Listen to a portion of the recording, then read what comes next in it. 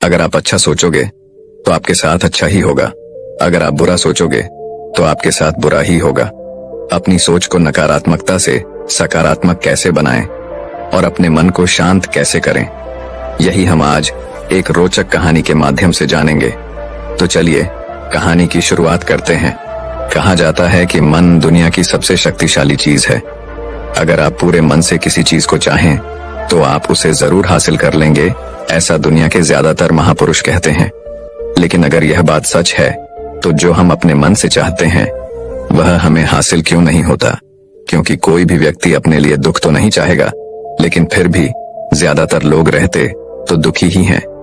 भला दुनिया का ऐसा कौन सा व्यक्ति है जो अपने मन से यह चाहेगा कि मैं असफल रहूं, गरीब रहूं या फिर दुखी रहूं? सोचने की बात है तो फिर यहाँ दो बातें निकल कर आती हैं। पहली, या तो वह महापुरुष गलत हैं जिन्होंने यह बात कही कि सच्चे मन से चाही हुई चीज हासिल हो जाती है, या फिर हम गलत हैं। दोस्तों, आज जो कहानी मैं आपको सुनाने जा रहा हूँ उससे आपको समझ आ जाएगा कि अपने मन से कोई भी काम कैसे करवाया जाता है, मन की शक्ति के द्वारा कोई भी चीज कैसे हासिल की जाती है और मन में किसी भी चीज के सही बीज कैसे बोए जाते हैं। और इसके साथ ही आप ये भी जानेंगे कि आकर्षण का नियम यानी लॉ ऑफ अट्रैक्शन कैसे काम करता है। एक बार की बात है, एक आदमी के जीवन में सिर्फ दुखी दुख थे। वह जो काम करता, हर काम में उसे असफलता ही हाथ लगती। घर में रहता तो घर में हर समय झंझट और क्लेश मचा रहता।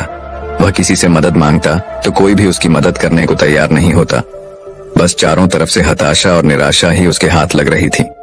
उसे ऐसा लग रहा था जैसे चारों तरफ से दुखों का पहाड़ उस पर ही टूट पड़ा है। उसे समझ नहीं आ रहा था कि मैं इन दुखों से पार कैसे पाऊं।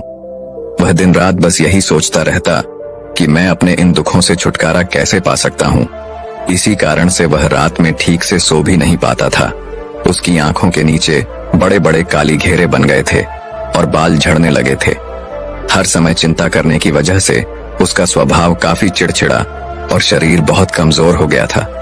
कभी कभी तो उसके मन में आत्महत्या करने के विचार भी आते थे, लेकिन अपने परिवार के बारे में सोचकर वह यह कदम नहीं उठा पाता था। अपनी परेशानियों से वह इतना परेशान हो चुका था कि उसने एक दिन यह निर्णय किया कि वह अपने इन सभी दुखों से छुटकारा पाकर ही रहेगा, चाहे इसके लिए उसे कुछ भी करना पड़े, कितनी ही मेहनत करनी पड़े, वह करेगा, लेकिन अपने दुखों से छुटकारा पाकर ही रहेगा। इसी विचार के साथ एक दिन उसने अपने एक मित्र से पूछा कि मैं अपने जीवन को खुशहाल कैसे बनाऊं। उसके मित्र ने सुझाव दिया कि तुम किसी बाबा के पास जाओ। बाबाओं के पास ऐसा मंत्र होता है जिससे सारे दुख खत्म हो जाते हैं और जीवन खुशियों से भर जाता है, धन संपदा भी हासिल हो जाती है। बस तुम किसी ऐसे बाबा को ढूंढ लो और तुम्हारा काम हो जाएगा। उस आदमी के मन में यह बात अंदर तक बैठ गई कि अब कोई बाबा ही मेरी समस्याओं का समाधान कर सकता है। इसीलिए अब से उसे जिस भी बाबा के बारे में पता चलता वह उसके पास पहुंचता और अपनी सारी समस्या बताकर उसका समाधान पूछता और कहता, बाबा मैं कुछ भी करने को तैयार हूँ, आप जो कहेंगे मैं सब करूंगा, बस आप मुझे मेरे दुखों से छुटकारा दिलवा दें। बाबा उसे कुछ उपाय बताते और कहते, इस उपाय को करने के बाद तुम्हारे घर में सुख शांति बनी रहेगी, लेकिन याद रहे इस उपाय को पूरे नियम के साथ करना। इन उपायों के बदले बाबा उस आदमी से अच्छी खासी दान दक्षिणा ले लेते। वह आदमी पूरी नियम विधि के साथ उन उपायों को करता, लेकिन बहुत से उपाय करने के बाद भी उसके जीवन में कोई बदलाव नहीं आ रहा था। इसके विपरीत बहुत से बाबाओं को दान दक्षिणा देते देते उसका धन भी खत्म होने लगा था, जिससे उसकी मुसीबतें और भी बढ़ने लगी थीं। उसने सोचा, इन बाबाओं के पास जाने से तो मेरी मुसीबतें और बढ़ने लगी हैं, तो क्या करूं? इन बाबाओं के पास जाऊं या इनके पास जाना ही बंद कर दूं? फिर एक दिन उसे एक आदमी ने सलाह दी कि तुम अपने घर में किसी अच्छे पंडित को बुलवाकर हवन करवाओ, पूरे विधि विधान से मंत्रोच्चारण करवाओ।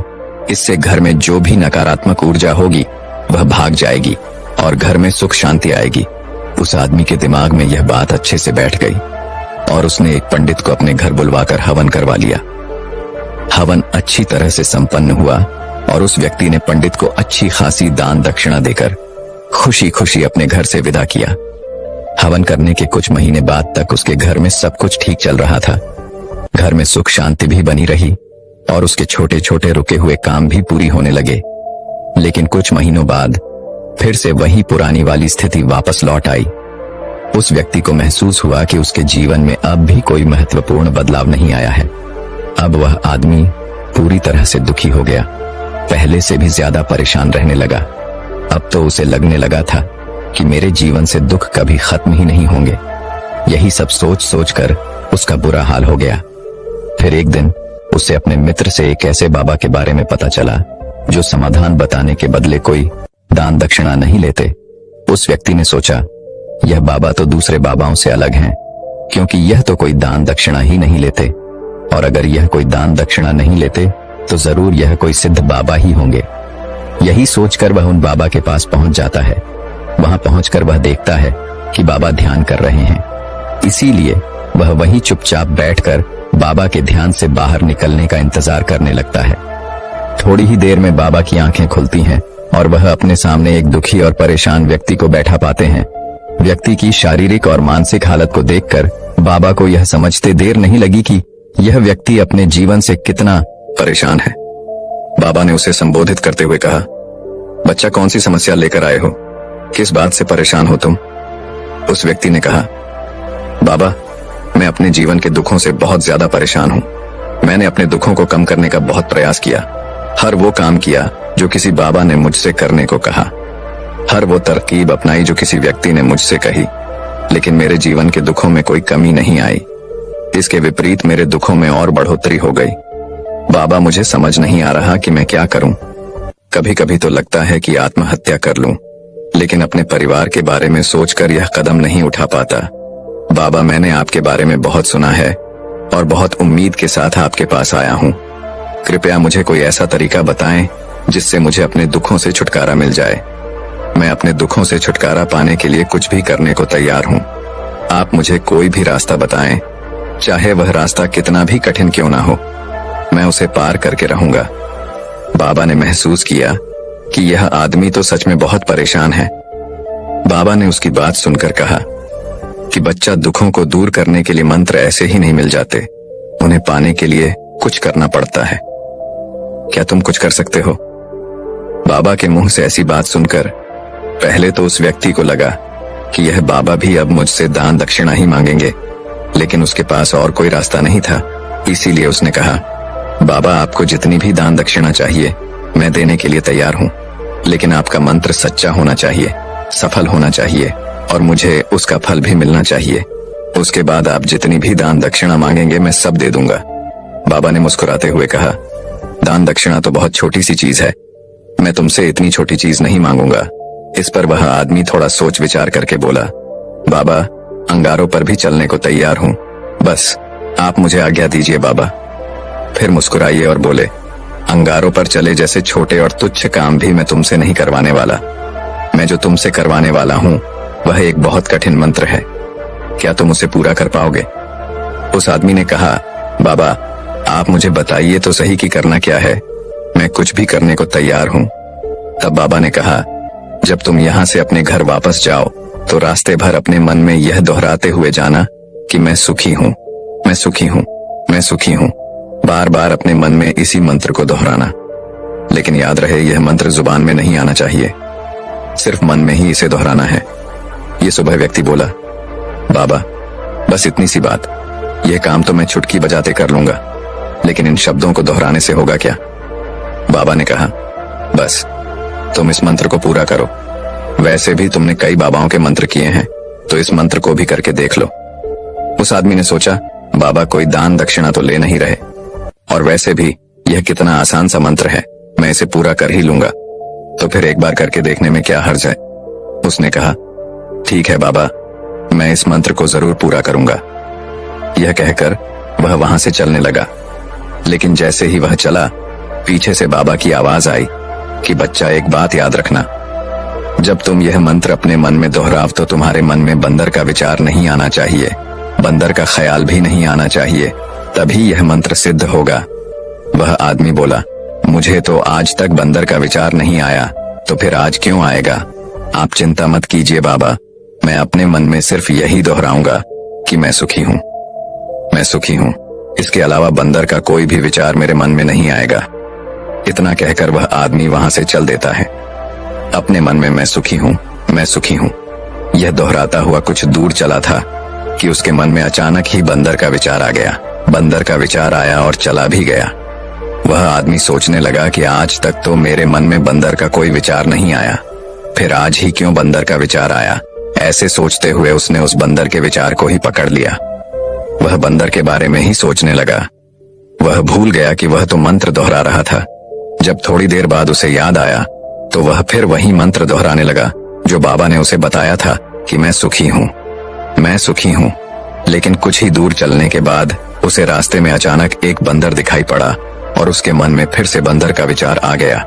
वह इस बंदर के विचार को अपने मन से बाहर निकालने का प्रयास करने लगा कि उसके मन में बंदर का कोई भी विचार न आए। वह अपने विचारों से ही लड़ने लगा और इसी उधेड़-बुन के साथ वह घर पहुंचा। घर पहुंचने के बाद उसने अपनी पत्नी से कहा, ये बंदरियां मुझे खाने में बंदर परोस दो।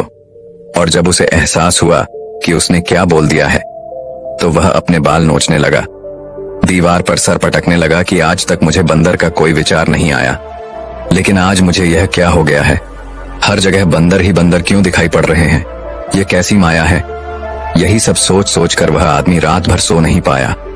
पूरी रात करवटें बदलता रहा और जैसे ही सुबह हुई वह सीधे उन बाबा के पास पहुंच गया और उनके चरणों में गिरकर बोला, बाबा, पता नहीं क्या चमत्कार हो रहा है। आज तक मुझे बंदर का कोई विचार नहीं आया, लेकिन कल से जब से आपने यह कहा कि मन में बंदर का विचार नहीं आना चाहिए, तब से मुझे हर जगह बंदर ही बंदर दिखाई दे रहे हैं। आदमी ने कहा, बाबा, मुझे तो आपके पीछे भी एक बंदर पेड़ पर बैठकर केले खाता हुआ दिखाई दे रहा है। बाबा, मेरे साथ यह हो क्या रहा है। उस आदमी की यह बात सुन बाबा हंसने लगे और बोले, बच्चा, मन का जाल एक ऐसा जाल है जिसे समझ पाना इतना आसान नहीं है। यह बंदर तो तुम्हारे रास्ते पर तब भी पड़े थे जब तुम पहली बार मेरे पास आए थे। तब भी ये बंदर इन्हीं पेड़ों पर घूम रहे थे, लेकिन तब तुम्हारे ध्यान में ये बंदर नहीं आए, क्योंकि तब तुम्हारा ध्यान तुम्हारे दुखों पर था। बाबा ने उस आदमी को समझाते हुए कहा, बच्चा, हम जिस भी चीज से दूर भागना चाहते हैं वही चीज हमारे मन में बहुत गहराई से बैठ जाती है। वह हमारे अंतर मन में समा जाती है।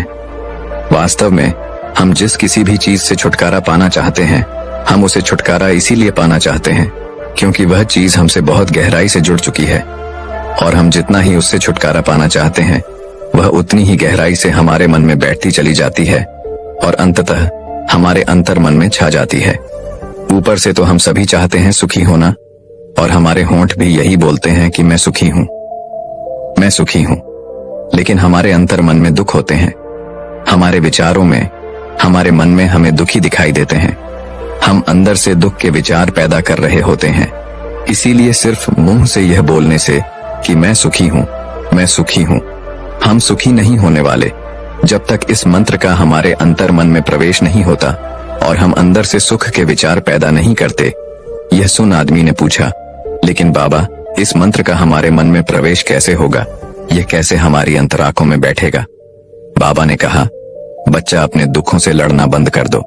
जब तक तुम अपने दुखों को दूर करने के बारे में सोचते रहोगे तब तक वह दुख तुमसे चिपके रहेंगे, तब तक वह दुख तुम्हारे अंतर मन में अपना राज्य जमाए बैठे रहेंगे। और जिस दिन से तुम उन दुखों के बारे में सोचना बंद कर दोगे, उसी दिन से ही वह दुख तुम्हारी जिंदगी से गायब हो जाएंगे। क्योंकि किसी भी चीज से छुटकारा पाने के लिए हमें उस चीज के बारे में सोचना पड़ता है, और हम जितना ही उस चीज के बारे में सोचते हैं वह उतनी ही गहराई से हमारे मन में बैठती चली जाती है। हम ज्यादातर समय अपने दुखों के बारे में ही सोचते रहते हैं। हम यही मानते रहते हैं कि हमारे जीवन में दुख है और हमें इनसे छुटकारा पाना है। इसी तरह बार बार सोचते रहने की वजह से वह दुख हमारे अंतर मन में घर कर जाते हैं और हमें इसका पता भी नहीं चलता। इसीलिए अगर तुम अपने दुखों से छुटकारा पाना चाहते हो तो दुखों से छुटकारा पाने के बारे में सोचना छोड़ दो और तुम्हें तुम्हारे दुखों से छुटकारा मिल जाएगा। दोस्तों, आपने देखा होगा अक्सर लोग धूम्रपान छोड़ना चाहते हैं, शराब छोड़ना चाहते हैं या फिर किसी गंदी लत को छोड़ना चाहते हैं। वह सुबह अपने आप से वादा करते हैं कि आज मैं कोई गलत काम नहीं करूंगा, लेकिन शाम को जब वह इंसान लौटता है तो नशे में चूर होकर लौटता है। आखिर ऐसा क्यों होता है कि जो हम सोचते हैं उसे पूरा नहीं कर पाते? असल में हम उस समस्या को बहुत ज्यादा महत्व दे रहे हैं। जब भी हम उस चीज को छोड़ने के बारे में बहुत ज्यादा सोचते हैं तो अपने मन में उस चीज की इम्पोर्टेंस, उसकी अहमियत बढ़ा देते हैं। और हम जितना उस चीज के बारे में सोचते हैं, हमारा मन उतना ही उस चीज की ओर भागता है। हमें उस चीज से लड़ना नहीं है, बल्कि बिना सोचे गुजर जाना है। और अगर इस चीज को हम अच्छे से समझ जाते हैं, फिर हम अपने जीवन में जो भी पाना चाहते हैं उसे अपने अंतर्मन में डाल सकते हैं। और अगर एक बार वह लक्ष्य हमारे अंतर्मन में बैठ जाता है, तो फिर सफलता पाने में कोई समस्या नहीं आएगी, कोई परेशानी नहीं आएगी। तो दर्शकों, चलिए अब इसी विषय पर अगली रोचक कहानी की शुरुआत करते हैं। दोस्तों, किसी ने ठीक ही कहा है कि उनके साथ जरूर रहो जिनका वक्त खराब है, और उनका साथ छोड़ दो जिनकी नीयत खराब है। आज की कहानी एक लड़के की है। एक 24 साल का लड़का जो कि एक जमींदार के यहाँ नौकरी करता था। उसके माँ बाप इस दुनिया में नहीं थे। जिंदगी बड़ी कठिनाइयों में बीत रही थी। वह जाता था, रोज पैसे कमाकर घर आता था, खाना बनाता था, खाता था और सो जाता था। यही उसकी दिनचर्या थी। एक शाम जब वह अपने काम से घर वापस लौट रहा था, तो उसने देखा कि एक बूढ़े फकीर अपनी पीठ पर 3 बड़ी पोटली रखकर एक नगर से दूसरे नगर की तरफ जा रहे थे। वह देखने में काफी बूढ़े लग रहे थे और वो काफी देर से ऐसे ही सफर कर रहे थे। और आखिरकार कुछ दूर और चलने के बाद वे चलते चलते थक कर एक पेड़ के नीचे आकर बैठ गए। तभी उनकी नजर इस नौजवान युवक पर पड़ी जो कि उसी रास्ते पर जा रहा था और उसी दिशा में जा रहा था जिस दिशा में उन बूढ़े फकीर को जाना था। तभी वह लड़का उन बूढ़े फकीर के पास से होकर गुजरा। जैसे ही वह उनके पास से गुजरा, तभी उन बूढ़े फकीर ने पीछे से आग्रह भरी आवाज में कहा, सुनो बेटा, क्या तुम मेरी थोड़ी सी मदद कर सकते हो? ये पोटलियां बड़ी भारी है और मैं बूढ़ा हो चुका हूँ। मैं ज्यादा देर तक इनका बोझ नहीं उठा सकता और मैं बहुत थक भी चुका हूँ। तो क्यों ना तुम मेरी एक पोटली को उठा लो और इसे उस दूसरे गांव तक पहुंचा दो। इसके बदले में मैं तुम्हें 2 सोने के सिक्के दूंगा। वह लड़का उन फकीर की सारी बातें सुनता है, फिर उनसे कहता है, कोई बात नहीं बाबा, मैं आपकी मदद करने के लिए तैयार हूँ। बताइए आपको कहाँ जाना है? ऐसा कहते हुए उस लड़के ने उन फकीर की एक पोटली उठा ली और उसे अपने कंधे पर रख लिया। जैसे ही उसने पोटली को कंधे पर रखा, उसे आभास हुआ कि यह पोटली तो सच में बहुत भारी है। फिर वह लड़का और वह फकीर रास्ते में आगे की ओर बढ़ चले गए। कुछ देर तक चलने के बाद देखते ही वह गांव खत्म होने लगा और अब एक सुनसान रास्ता आगे की ओर जा रहा था। वे दोनों अपने रास्ते पर मस्त होकर आगे की ओर बढ़ रहे थे। जब वे भीड़ से पूरी तरह से अलग हो गए, तब वह लड़का उन फकीर से कहता है कि बाबा, इस पोटली में आखिर ऐसा क्या रखा है जिससे यह पोटली इतनी भारी है? इस पर वह फकीर बाबा जवाब देते हुए कहते हैं कि कुछ नहीं बेटा, बस इसमें कुछ तांबे के सिक्के भरे हुए हैं, इसीलिए ये इतना भारी है। उन फकीर की यह बात सुनकर वह लड़का मन ही मन सोचने लगा, लगता है कि यह बाबा जरूर कोई व्यापारी है। अभी तो इतने सारे तांबे के सिक्के साथ लेकर चल रहे हैं। लेकिन तभी उसके मन में एक विचार आया, मुझे इन सब से क्या मतलब? मुझे तो सिर्फ इस पोटली को दूसरे गांव तक पहुंचाना है। जैसे ही उसके मन में यह विचार आया, उसने तांबे के सिक्कों का ख्याल अपने मन से निकाल दिया और मस्त होकर मार्ग में आगे की ओर बढ़ने लगा। चलते चलते कुछ और समय बीता और वे दोनों एक नदी के किनारे आ पहुंचे। वह लड़का काफी हट्टा कट्टा था और काफी चुस्त और तंदुरुस्त भी था, इसीलिए वह बिना ज्यादा सोचे उस नदी में उतर जाता है। परंतु वह फकीर अभी भी किनारे पर ही खड़े थे। ये देख वह लड़का उन फकीर से कहता है, क्या हुआ बाबा, क्यों रुक गए? आइए, हमें इस नदी को पार करना होगा, तभी तो हम उस गांव तक पहुंच पाएंगे। इस पर वह फकीर उस लड़के से कहते हैं, मैं जानता हूं बेटा कि हमें यह नदी पार करनी ही होगी, पर जैसा कि तुम देख ही रहे हो, मैं बूढ़ा हो चुका हूं, इसीलिए यह 2-2 कोठलियां एक साथ लेकर यह नदी पार नहीं कर सकता। इसमें अगर मेरा पैर फिसल गया तो फिर मैं आगे का सफर कैसे पूरा करूंगा? क्या तुम मेरी एक कोठली और ले सकते हो? मैं तुम्हें इसके बदले भी 2 सोने के सिक्के और दूंगा। इस पर वह लड़का मुस्कुराते हुए उन फकीर से कहता है, बाबा, आप मुझे शर्मिंदा कर रहे हैं। अगर आप मुझे सोने के सिक्के ना भी दें, तब भी मैं आपका कार्य अवश्य करूंगा। मैं आपको उस दूसरे गांव तक अवश्य पहुंचाऊंगा। इस पर वह फकीर मुस्कुराते हुए कहते हैं, बेटा, तुम तो बड़े ही भले आदमी मालूम पड़ते हो। इतना कहकर उन्होंने वह दूसरी गठरी भी उस लड़के को थमा दी। जब उस लड़के ने वह दूसरी गठरी अपने कंधे पर रखी, अब उसे यह गठरी भी बहुत ज्यादा भारी लगी, किंतु उसने वहां पर कुछ नहीं कहा। जैसे तैसे उन दोनों ने वह नदी पार की। नदी पार करने के बाद बातों ही बातों में उस लड़के ने उन फकीर से कहा बाबा, आखिर इस दूसरी गठरी में क्या है, क्योंकि यह भी बहुत भारी है। इसका उत्तर देते हुए बाबा कहते हैं, बेटा इस गठरी में चांदी के सिक्के हैं, इसलिए इस गठरी में भी काफी वजन है। उन फकीर की ये सारी बातें सुनकर अब उस लड़के का दिमाग तेजी से काम करने लगा था। वह सोचने लगा, एक गठरी में तांबे के सिक्के हैं और दूसरी में चांदी के। ऐसा लग रहा है जैसे यह फकीर बाबा बड़ी दूर से आ रहे हैं और इन्होंने अपनी सारी जमीन जायदाद बेचकर यह सिक्के इकट्ठा किए हैं, इसीलिए तो यह इतना धन साथ लेकर चल रहे हैं। लेकिन वह लड़का उन फकीर बाबा से कुछ भी नहीं कहता और वे दोनों चुपचाप मार्ग में आगे की ओर बढ़ते चले जाते हैं। कुछ देर चलने के बाद आगे फिर एक सुनसान रास्ता आता है। उस सुनसान रास्ते पर आते ही उस नौजवान लड़के के मन में तरह तरह के विचार उठने लगे। वह सोचने लगा, अरे यह तो सुनसान रास्ता है, अगर मैं यह सिक्के लेकर यहाँ से भाग जाऊं तो ये फकीर भला कब तक मेरे पीछे भागेंगे। मुझे नहीं लगता कि यह मुझे कैसे भी पकड़ पाएंगे और यहाँ कोई है भी नहीं जो इनकी मदद कर पाए। और वैसे भी ये बहुत सारे सिक्के हैं, मैं इनसे एक अच्छी दुकान खरीद सकता हूँ और खुद का व्यापार भी शुरू कर सकता हूँ। और वैसे भी यह बूढ़ा फकीर अब इस धन का क्या करेगा, इससे अच्छा तो मैं ही इसे ले लेता हूँ। वह लड़का यह सब सोच ही रहा था कि तभी उसे खुद पर आश्चर्य हुआ, अरे मैं यह सब क्या सोच रहा हूँ। यह फकीर बाबा ना जाने कहाँ से आ रहे होंगे और ना जाने कितनी मेहनत करके इन्होंने ये सिक्के इकट्ठा किए होंगे। मुझे इनका फायदा नहीं उठाना चाहिए। नहीं, मुझे ऐसा नहीं करना चाहिए। उसने कुछ देर के लिए तो अपने मन के विचारों पर काबू पा लिया, किंतु कुछ देर बाद देखते ही देखते उसके मन के लालच भरे विचार उस पर हावी होने लगे। वह लड़का 2 पोटलियां लेकर उन फकीर के पीछे पीछे चल रहा था। कुछ दूर और चलने पर रास्ते में एक पहाड़ी आई। उसे देख वो फकीर बाबा उस लड़के से कहते हैं, बेटा यह पहाड़ी में नहीं चढ़ पाऊंगा, मैं काफी बूढ़ा हो चुका हूँ और मेरे घुटनों में भी दर्द रहता है। यदि तुम मेरी यह तीसरी गठरी भी ले लो तो मैं तुम्हें 2 सोने के सिक्के और दूंगा, लेकिन याद रहे इसे कहीं गिराना मत या कहीं खुल ना जाए। यह बात सुन वह लड़का उन फकीर से कहता है, क्यों बाबा, आखिर इस गठरी में ऐसा क्या है। इस पर वह फकीर उस लड़के से कहते हैं, बेटा इसमें सोने के सिक्के हैं। यह सुन वह लड़का मन ही मन बहुत प्रसन्न हुआ। उसने चुपचाप वह तीसरी गठरी भी उन फकीर से ले ली और दोनों बिना कुछ बोले आगे की ओर बढ़ चले। अब वह फकीर बिना कोई वजह लिए आराम से पहाड़ी की चढ़ाई चढ़ रहा था, लेकिन वह नौजवान लड़का जो कि पीछे था वजन के कारण बहुत धीरे धीरे चल पा रहा था। लेकिन जब से उसने सोने के सिक्कों का नाम सुना था उसका मन तो छलांगे मार रहा था। वह मन ही मन सोच रहा था कि अगर ये सारे सिक्के मुझे मिल जाएं तो मेरा जीवन तो बड़ी आसानी से कट जाएगा। वैसे भी ये फकीर तो बूढ़े हो चुके हैं, भला इन्हें इतने धन की आवश्यकता नहीं है, इनका जीवन तो वैसे भी कट ही चुका है। मैं एक काम करता हूँ, यह सारा धन लेकर यहाँ से भाग जाता हूँ। लड़के के मन में अनगिनत विचार चल रहे थे। लड़के का मन अब उसकी बुद्धि पर पूरी तरह से हावी हो चुका था।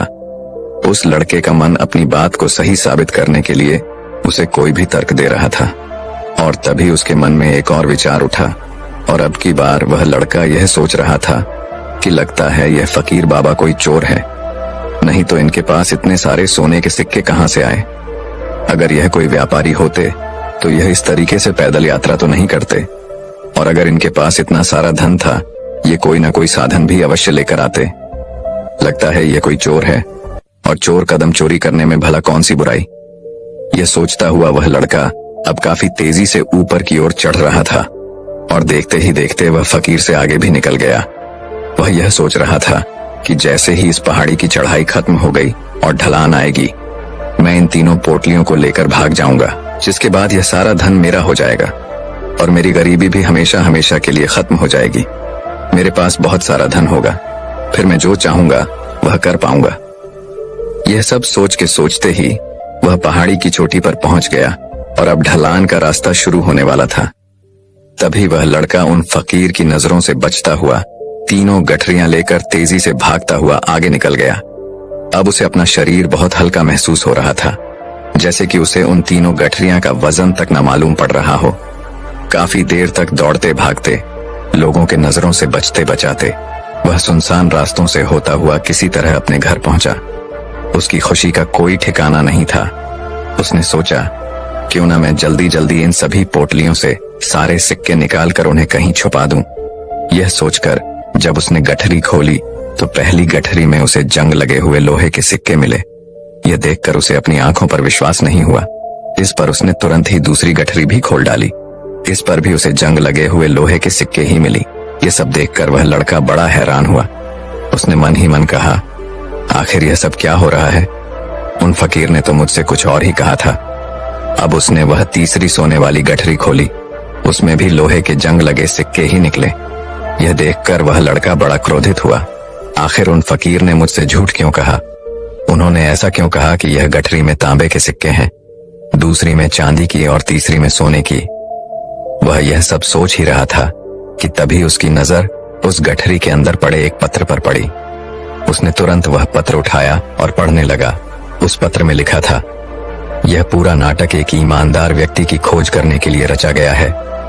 मैं इस राज्य का राजा हूँ, मेरी कोई संतान नहीं है, इसलिए मैंने यह षड्यंत्र रचा है ताकि मैं अपने राज्य से किसी एक ऐसे ईमानदार व्यक्ति की खोज कर सकूं जो मेरे बाद इस राज्य का राजा बन सके और राज्यभार को संभाल सके।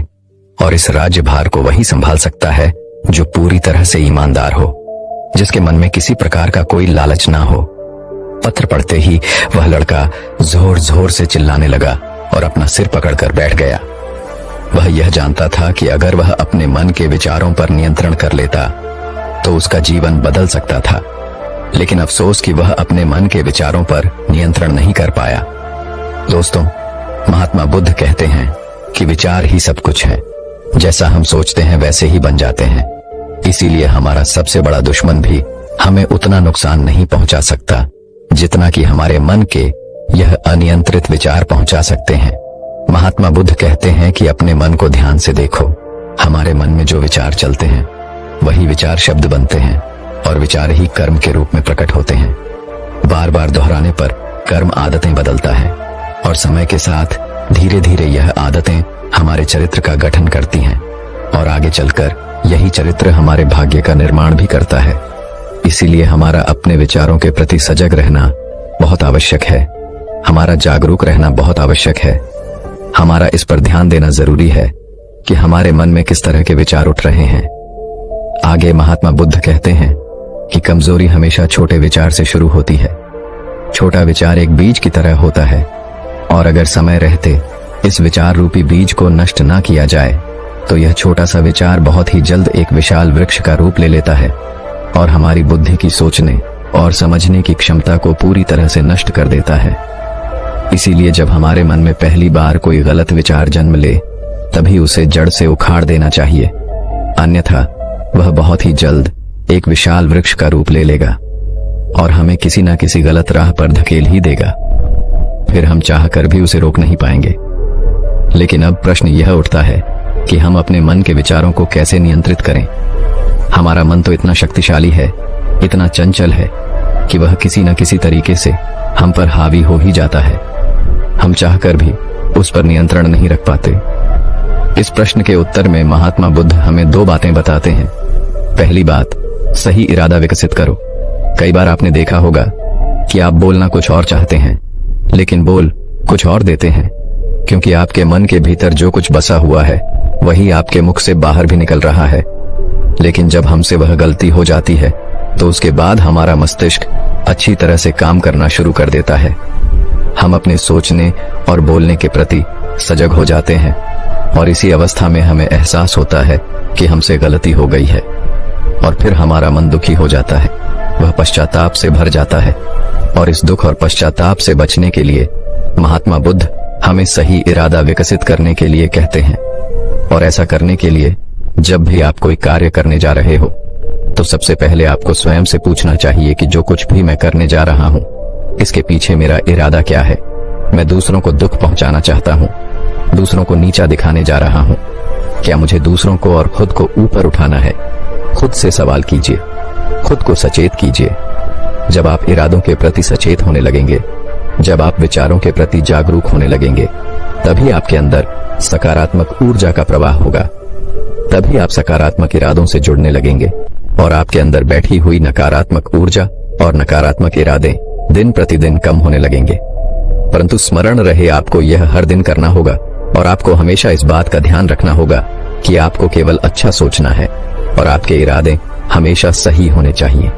तभी आप दुख और तकलीफों से बच सकते हैं, अन्यथा आप इसी तरह दुख और तकलीफों से घिरे रहेंगे और आप कभी भी इससे बाहर नहीं निकल पाएंगे।